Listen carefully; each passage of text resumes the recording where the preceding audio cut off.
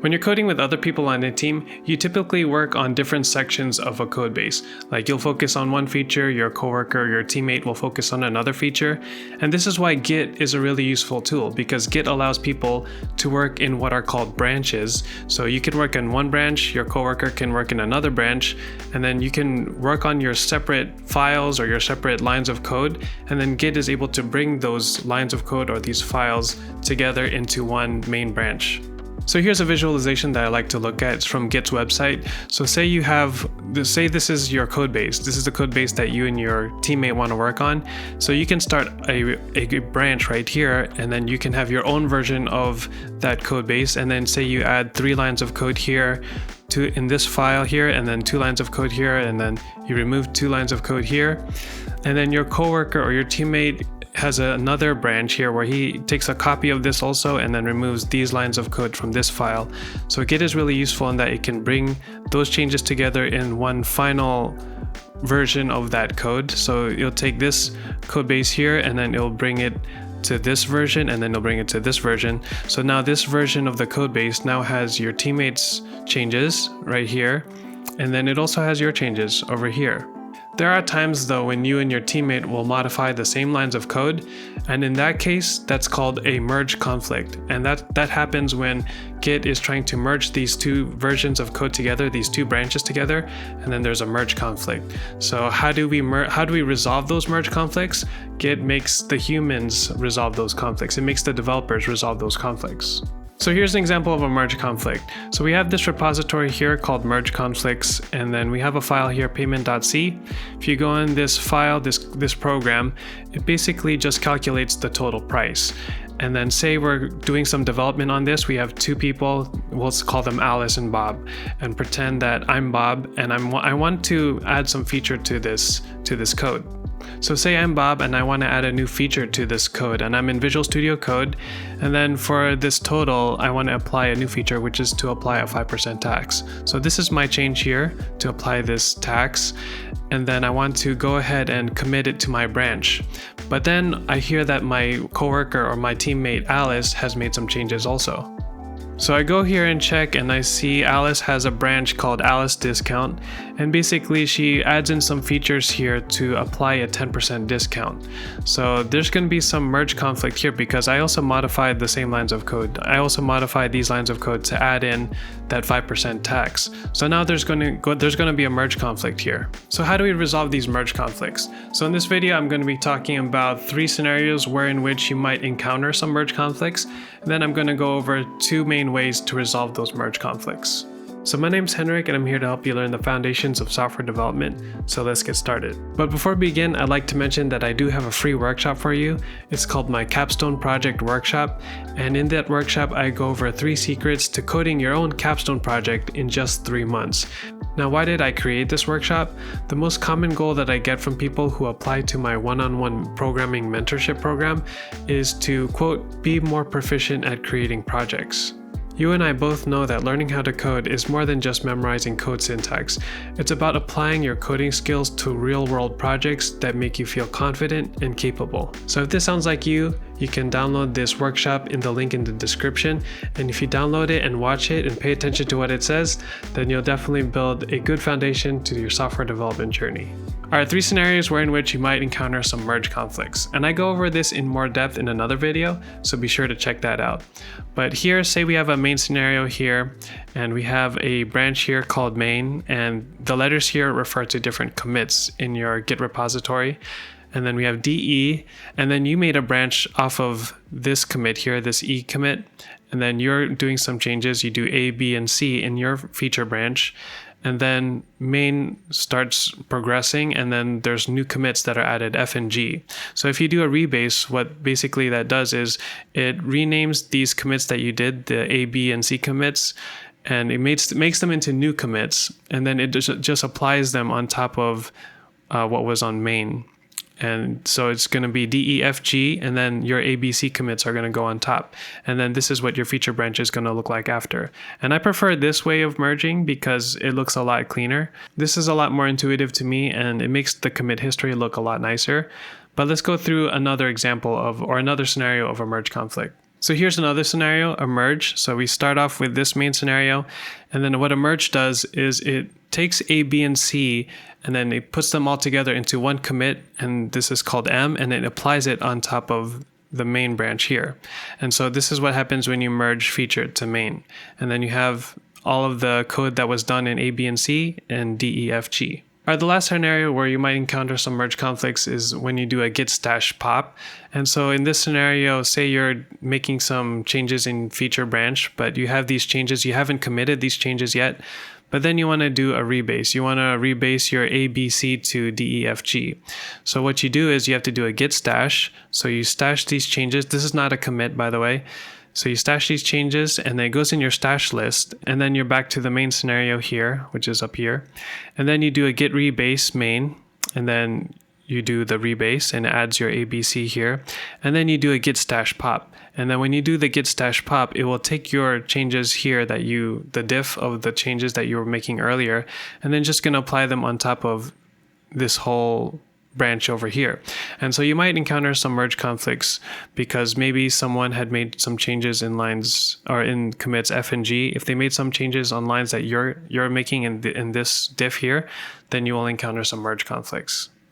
All right, now let's go into that example of where I show you how to resolve these merge conflicts manually.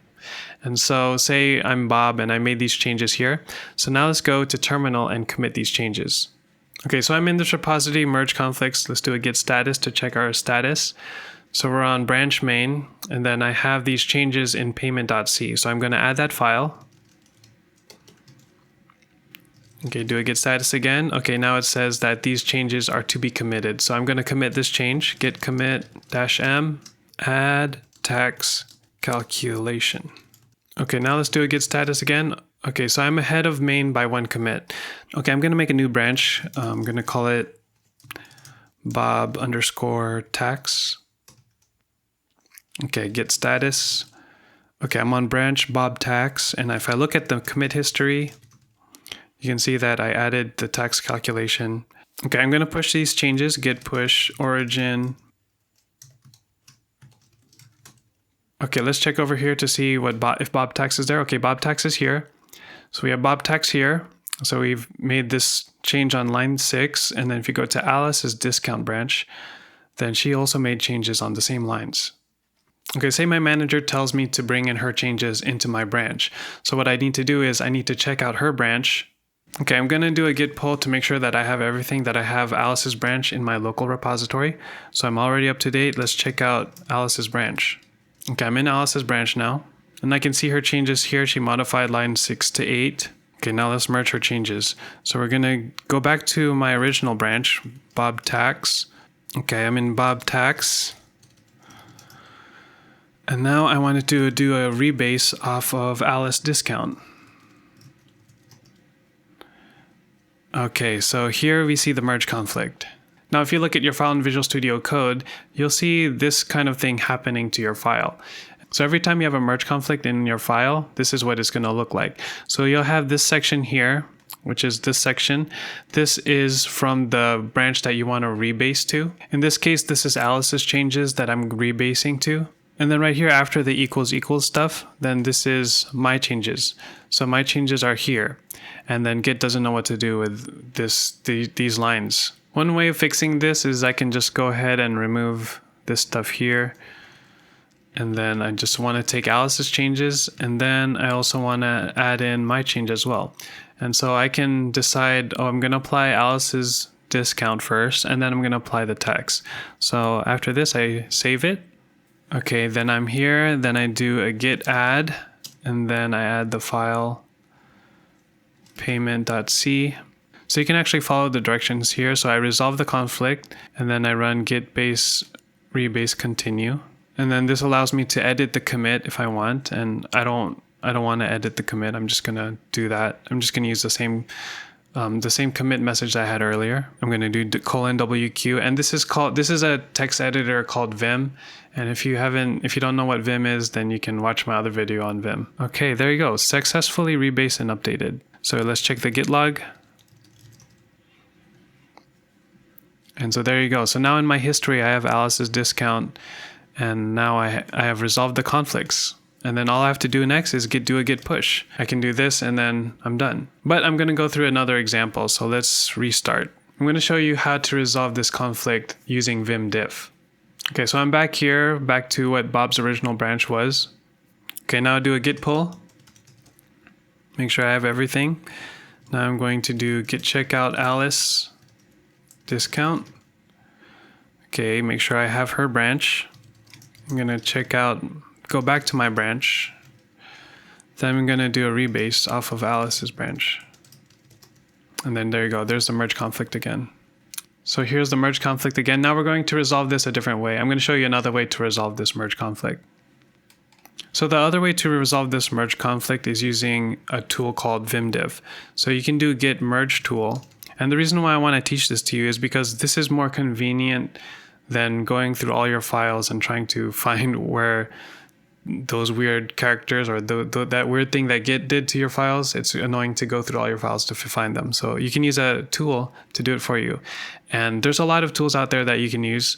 But this is one that you can almost guarantee that every terminal that you have will have. So I'm gonna use vimdiff. So we'll do git merge tool -t vimdiff. So after you run that command, you're going to run into this view and you're going to have 3 panes up here and 1 big pane at the bottom. When I say pane, I'm talking about like window pane, like 1 pane here, this pane here, this pane here. I'm not talking about physical pane, okay? So we have these panes here. And so you start off in this bottom pane. So this bottom pane is basically the same as what we saw in Visual Studio Code. So this pane here, you can see the 0.9, this is Alice's discount. So you see Alice's changes here, and this is referring to the changes that we're going to rebase to. So these are Alice's changes. And then we have over here, we have Bob's changes. So this is when the tax is applied. So this is your changes. And then we have a base pane here. This is basically the commit that's common to both of these commits. This commit was based off of this commit was based off of this as well. So we have a common base. So we're at the bottom pane here. You can see me navigating around, and you can switch between the panes too. You just do Control WW. I'm here in Alice's code. I can switch to the base. So I'm here in the base, and then I can do Control WW again. I'm here in Bob's branch here. And then this is where I have to make the changes. Here we see that the merge conflict is readily seen, but say you're at the top of the file and you don't know where the merge conflict is in that file, you just do the square brace and then C. And then you can see how my cursor moved. It moved from pound include to this merge conflict here. Now if you want to go to the previous conflict, then you have to do the left square brace and then C, and then I'm back here. All right, so here let's resolve this merge conflict. Let's take Alice's changes here. So we remove this line and then this line here. And then we want to add a line, just a space, a gap between Alice's changes and Bob's. And then we have to remove this line here. And the way I removed the lines is I just did DD. DD just removes 1 line. So DD and then DD. But then I pressed I to enter into insert mode, and I pressed enter, and then I exited insert mode, and then I did DD again here. Okay, so now I've resolved that. Now I'm done. I'm just going to exit Vim. So I exit the bottom pane, then I have to exit everyone else. I have to exit all of the other panes. Now, if you go back to Visual Studio Code, you can see all of the changes that I made in Vim are also applied over here. I mean, you're modifying the same file, so it makes sense. Okay, so now let's go back to terminal. We go git add payment.c, and then do git rebase -- continue. And then I'm just going to keep this commit message. And then do git push origin Bob tax. Then you're going to run into this error, and this kind of error happens a lot when you do a git rebase, and that's because if you look at the git log, so I'm in Bob tax, and then I have this commit here, add tax calculation, and then I have Alice's commit right in between, and then this is the initial commit.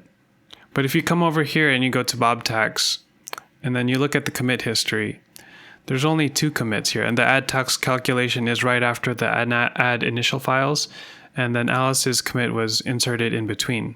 And so when you do a git push to Bobtax, when I did that, Git complained that saying that, okay, this is weird because your commit, your add tax calculation commit is different than this one, 365F2E4, and then you're pushing on top of it these two commits, and it doesn't know what those commits are. So keep in mind 36F52E4, and then you don't see the 36F52E4 here. And that's because we created a new commit, 764C. If you look at so the add tax calculation is not the same commit as the one that's in the remote repository. It has the same commit message. It probably has the same file changes, but it doesn't, it's an entirely new commit. So it thinks that you're pushing some changes, but your current branch is behind because you don't have that original add tax, calculation commit. You have this new add tax calculation commit, which is just a merge between that original one and this Alice discount commit. So what you do is you do a git push -f origin Bobtax just to force the push. So we force the update. So now we go here, we reload. Okay, so there you go. So now we have this is Alice's changes, and then we have our new changes here. All right, there you go. That's how you can resolve a merge conflict. I showed you how and when merge conflicts happen, and then I showed you how to resolve the merge conflict in two different ways. And of course, this is a really simple example, and maybe in the future you're going to run into multiple conflicts in multiple files, but you apply the same idea. The same idea applies in those cases as well. You just go into your files where the conflict happens, resolve them manually, and manually as in you resolve them in a way in which Git cannot automatically do it for you. And then you add those files after you're done fixing that merge conflict. You add the files, and then you do the commit, and then you do the push to push them into your remote repository. Like I mentioned earlier, I have a free workshop for you, my Capstone project workshop. And in that workshop, I go over 3 secrets to coding your own Capstone project in just 3 months. So if you want to become more proficient at creating your own projects, you want to move on from these tutorials and create your own projects, then be sure to check the link in the description and watch my coding workshop today. Alright, that's it for this week's video. I hope it really helped you out. And one of the reasons why I made this video is because in my other Git video, someone was complaining that I didn't talk about conflicts. So I made this video for them. And if you have any other questions like them, then feel free to let me know in the comment section, and I'll be sure to answer you there. And maybe I'll make a video for you to answer your question. So leave a comment down below, and I'll see you in the next one. Peace.